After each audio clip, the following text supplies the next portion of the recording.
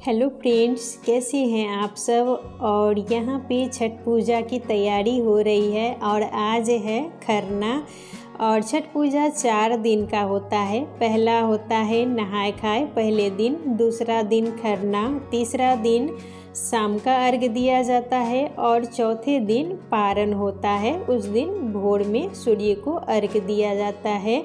तो आज है खरना, तो वही खरना की तैयारी हो रही है। और खरना में खीर बनता है चावल का, और उसमें हमारे इधर दूध और चीनी का खीर बनता है और बहुत से लोग गुड़ का भी खीर बनाते हैं। तो जिधर जो परंपरा है वैसे ही चढ़ाना चाहिए। हम लोग के यहाँ चीनी का चढ़ाया जाता है, तो वही चीनी डाल के खीर बना है और साथ में रोटी भी बनता है। खीर और रोटी प्रसाद में यही चढ़ाया जाता है। तो मम्मी अभी बना रही हैं रोटी।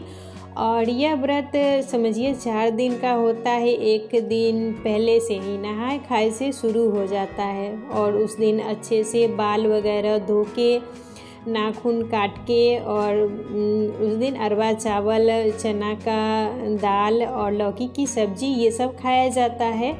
और लहसुन प्याज उस दिन नहीं खाना चाहिए और नमक भी सेंधा नमक डालना चाहिए सब्जी में। और उसके अगले दिन होता है खरना। तो खरना के दिन निर्जला ही रहा जाता है और इसमें कुछ भी खाया पिया नहीं जाता है। और शाम के समय जब पूजा हो जाती है भगवान को प्रसाद चढ़ाने के बाद, और जो व्रती होती हैं वो अपना व्रत खोलती हैं।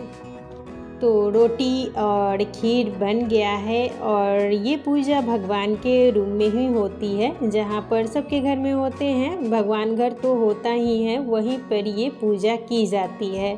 तो केले के पत्ते पर प्रसाद चढ़ाया जाता है। और जिनके घर में जितना अर्घ है, बहुत से लोग अपने पति के लिए भी अर्घ रखते हैं, बेटे के लिए भी अर्घ रखते हैं। तो आपको जितना अर्घ है उतना रोटी, 2 रोटी होता है, मतलब एक रोटी पर खीर रखना होता है और दूसरे रोटी से इसको ढकना होता है। तो मेरे यहाँ 4, जैसे मम्मी 4 अर्घ देती हैं तो 4 जगह रोटी है और 2 उधर है, तो वो मेरी देवरानी का है। तो आपको जितना बेटा है अपने हस्बैंड के लिए करना चाहती हैं तो वैसे अर्घ चढ़ाना चाहिए। तो यहाँ पर एक रोटी पर खीर डाल के और दूसरे रोटी से ढक दिया गया है। टीका भी लगाया गया है। हमारे इधर भखरा सिंदूर को बहुत ज़्यादा शुद्ध माना जाता है, तो भखरा सिंदूर से ही पूजा किया जाता है। तो जितना भी रोटी रखा हुआ है उतने जगह टीका लगा दिया गया है और साथ में केला आज के दिन ज़रूर चढ़ाया जाता है। और छठ पूजा का जो मेन व्रत है वो आज ही है खरना। ये बहुत ही अच्छे से, बहुत ही शुद्धता से किया जाने वाला व्रत है। इसमें कोई ये नहीं है कि हम किसी भी चूल्हे पर कुछ बना लेंगे, भगवान को चढ़ा देंगे, ये सब नहीं होता है।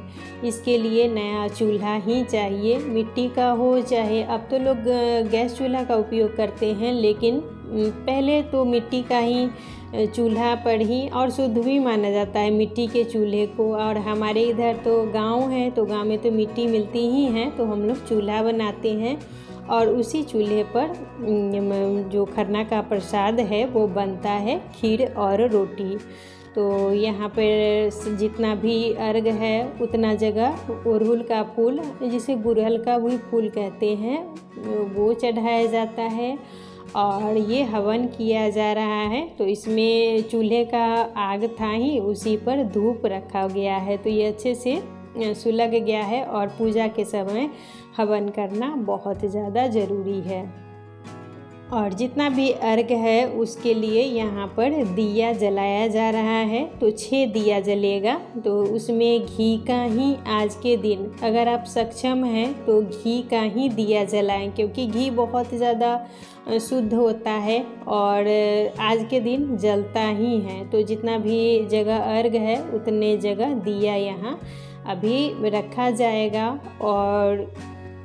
और यह व्रत समझिए एक परंपरा के अनुसार जो घर की बड़ी बुजुर्ग होती हैं वो करती हैं, और जब वो बूढ़ी हो जाती हैं, जब वो नहीं कर पाती हैं तो घर की बहू इसे कर सकती है। और ये व्रत समझिए बहुत ज़्यादा ही, छठ पूजा बहुत ज़्यादा शक्तिशाली है। हम लोग जो मांगते हैं छठी मैया वो पूरी करती हैं। तो बहुत ही नियम निष्ठा से इस व्रत को करना भी चाहिए। और यहाँ पर जितना भी अर्घ है उतने जगह घी का दिया जल गया है। और खरना के दिन नया साड़ी पहन के ही पूजा किया जाता है। आप अगर कॉटन की साड़ी पहनती हैं तो कॉटन का पहनिए, अगर सिंथेटिक पहनती हैं तो सिंथेटिक भी पहन सकती हैं, लेकिन वो नया ही होना चाहिए, नया चूल्हा होना चाहिए और नई साड़ी। ये सब बहुत ज़्यादा इसमें महत्व रखता है। और पूजा में ऐसा नहीं होता है, लेकिन इस पूजा में कोड़ा साड़ी, जिसे अखरा भी कहते हैं, वही पहन के पूजा किया जाता है। नया लहठी होना चाहिए। जो लाह की लहठी आती है वो बहुत ज़्यादा शुद्ध मानी जाती है, तो उसी को पहन के पूजा किया जाता है। और छठी मैया को पान का पत्ता भी चढ़ाया जाता है और उसके ऊपर सुपारी। जितना भी आपका अर्घ हो उतने जगह पान और उस पर एक सुपारी ज़रूर चढ़ाना चाहिए। और यहाँ अभी छुहारा भी चढ़ाया जाएगा। सब जगह का थोड़ा परंपरा अलग अलग होता है, और हम लोग के यहाँ बिहार में ऐसे ही किया जाता है।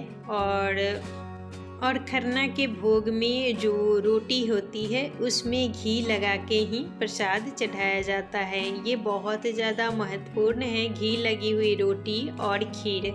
और यहाँ पे अभी भगवान को सब कुछ चढ़ा दिया गया है, और उसके बाद हम लोग क्षमा याचना मांग लेते हैं भगवान से कि अगर कोई गलती हो तो छठी मैया हम लोग की गलती को माफ़ करे। और इसके बाद हम लोग फिर सब जितने भी घर के मेंबर हैं सब लोग मिलके यहाँ प्रणाम करेंगे। और जो व्रती होती है यहीं पे खाना, मतलब जो प्रसाद होता है वही खाती है। खरना के रात में प्रसाद खाया जाता है, और उसके फिर अगले दिन सुबह में निर्जला व्रत होता है। तो यहाँ पर अभी पूजा कंप्लीट हो गई है, और हम लोग अब यहाँ पे प्रणाम करेंगे। तो यहाँ बाबू को देखिए, वो झूम झूम के प्रणाम कर रहा है। और उसके बाद यहाँ टीका लगाया जाता है। जो लड़के होते हैं उनको टीका लगाया जाता है भखरा सिंदूर का, और जिनको सिंदूर लगाना है उनको सिंदूर भी लगाया जाता है।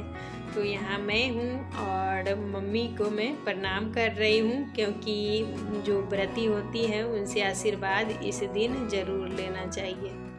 और भोग लगाने के बाद यहाँ पर सब लोग प्रणाम कर लिए हैं, और उसके बाद ये जो जल होता है उससे हम लोग उस रगना बोलते हैं, जिस मतलब भोग लगाया जाता है। तो वही 3 बार भोग को लगा दिया गया है। तो यहाँ मैं जा रही हूँ प्रसाद खाने के लिए।